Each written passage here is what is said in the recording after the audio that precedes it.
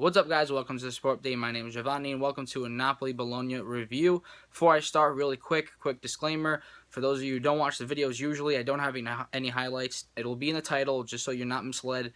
I can't put any for copyright reasons, and I just don't want to get into trouble. So, yeah, let's just jump right into this review. Napoli won by a final score of 3-1 at home at the San Paolo, which is a good result. You always take the win. First half was better than second half in ways, but I'll get to that. So let's just jump into the first half right away. Very, very good first half. Probably the best first half of the season for Napoli overall, including Champions League. I think this was definitely the first half where we've had more control over the game. We dominated.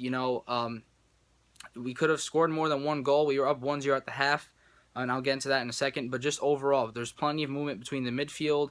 Zielinski looks really, really good whenever he comes in, and him and Hamsik have a great combination. Hamsik was doing his thing. Jorginho was doing his thing. Zielinski was running on every ball out there. There were some times where, some touches were a little off, but he's working hard, and he deserved that start today, and he played so well. So I'm very, very happy to see that. And I think he played a full 90 minutes, and for that whole 90 minutes, he was out there playing his heart out. But just a lot of movement, which created a lot of chances, created the actions in which we tried to score some goals where, we failed to do so, but at least we got that one goal. So let me get into that one goal.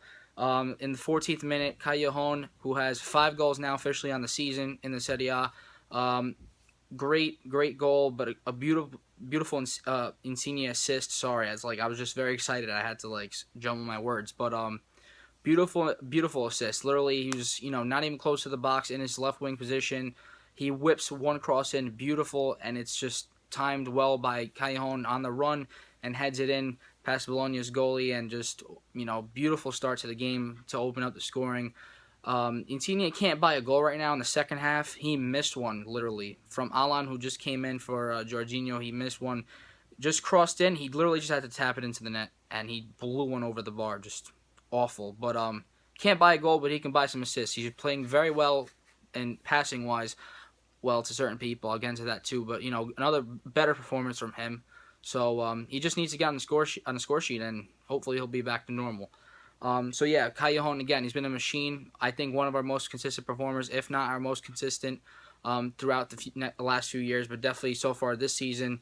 And he scored his 5th goal, and he's leading Serie A, I believe, right now. So it's always great to see from him as well. You like to see him score. But what I was saying with Insigne is that, he didn't really pass to Gabbiadini. Gabbiadini got the start. That's what I didn't mention in the beginning of this video. I apologize for that. Srinic got the start for Gulam. Zielinski got the start for Alan. And Gabbiadini and Insigne got an assist. Mertens did not come in today. But yeah, Gabbiadini really didn't get any service, guys. In my opinion, that's what really let him down. I know when he did get service, his first touches were pretty bad. He wasn't able to bring down the ball.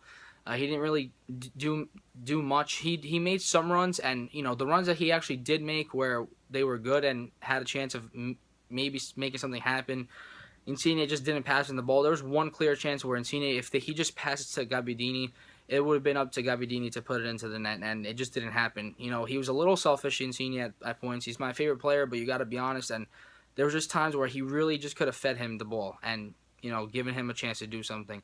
And I know Insigne's dying himself to score a goal because he's struggling as well, but, Gabbiadini's basically already displaced by Milik, and you're not making it any better by not giving him any balls. But, he really didn't do anything, and we'll get into the second half. But, yeah, in the first half, great overall first half. We controlled the game. We should have went for the killer instinct, and finished it off then, and we didn't.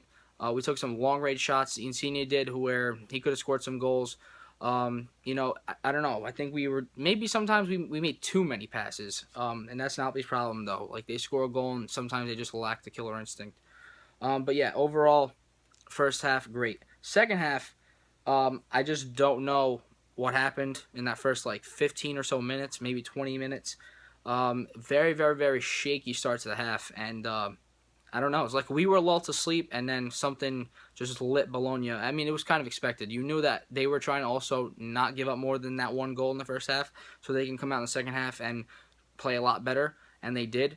Simone Verdi in the 56th minute, rocket of a shot, really, really far out, and this was a Reina mistake, okay? This is a great strike, but Reina completely just did a terrible job of trying to save the ball. He used one hand, not two, and it just swerved a little bit and it went into the net. Like, it was an error from him. I know the strike was amazing, but you got to give also discredit to Reina for what he did. Like, just the save attempt was kind of awful, or the way he tried to was pretty bad. And if you really do look at it, we've given up 5 goals so far in Serie A, and at least like 3 of those are Reina's mistakes. We love him because he loves Napoli, but if you really look at it, he's made some bad mistakes. That Neon goal in the Milan game was his fault, and so yeah, I mean, that was definitely his mistake. But anyway, after that, Napoli tried to bounce back. They were still very sloppy. The second half was a lot more sloppy than the first half. But then Gabbiadini comes out in the 61st minute. Who else but Milik? Call him whatever you want. The Milik man, Milik magic. I don't know, whatever you want to say.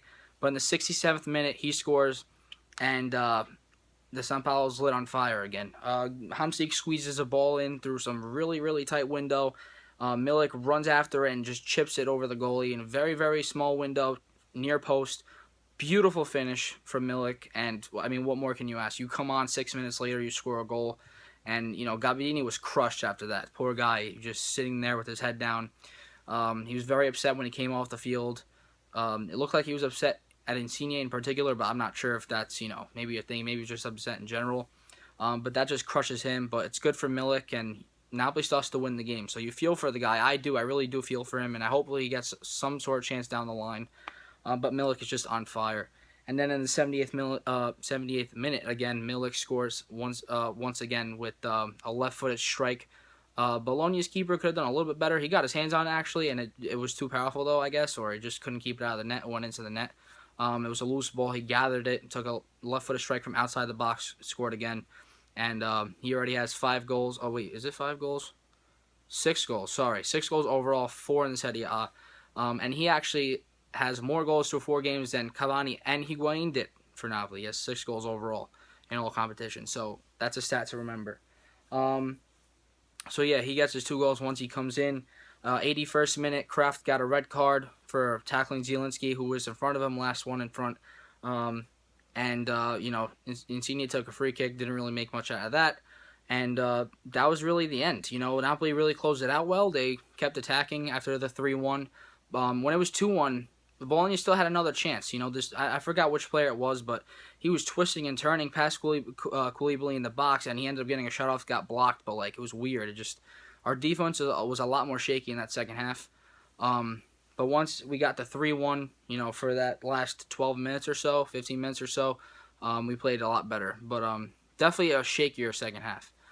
So really the goal for Bologna came off that Reina mistake. He could have done better with it. But overall, we got the win. Better first half, blemish-wise, because they made less mistakes. But Milik is just on fire, and you got to give the guy credit where it's due. And how can you not give Gabbiadini any more chance after that? I mean, Milik is going to start now, from now on. Gabbiadini will have his rare chances, and hopefully he makes somewhat, he takes advantage of that, because I feel bad for the guy. But anyway, I'm going to end the video here. 3-1 video for Napoli. We're currently at the top of Serie A just right now with 10 points. That might not last longer. That might not last long until tomorrow, and Juventus might beat Inter, because I don't know what's going to happen. Anything could happen. But for now, we'll enjoy it for a few hours.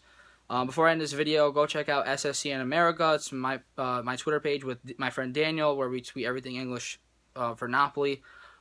We have everything on there, reactions, transfer news, everything. Go check that out. And go check out Sempre Podcast on Twitter, and also listen to their podcast on iTunes, or you can go to their Twitter and they'll give you a link for it. James and Darren, awesome job from them guys over there. Just entertaining to listen to. I say it every video because it truly is great. And we'll be on an episode of that soon, me and my friend Daniel. So go check them out. Give them a listen. You'll love it. An hour, less than an hour, longer than an hour. Just give them a listen. It's worth it. So thank you guys for watching. This is a long video, so I'm going to end it here. Thank you for all the support. And Forza Napoli Sempre, and I'll see you guys soon. Ciao.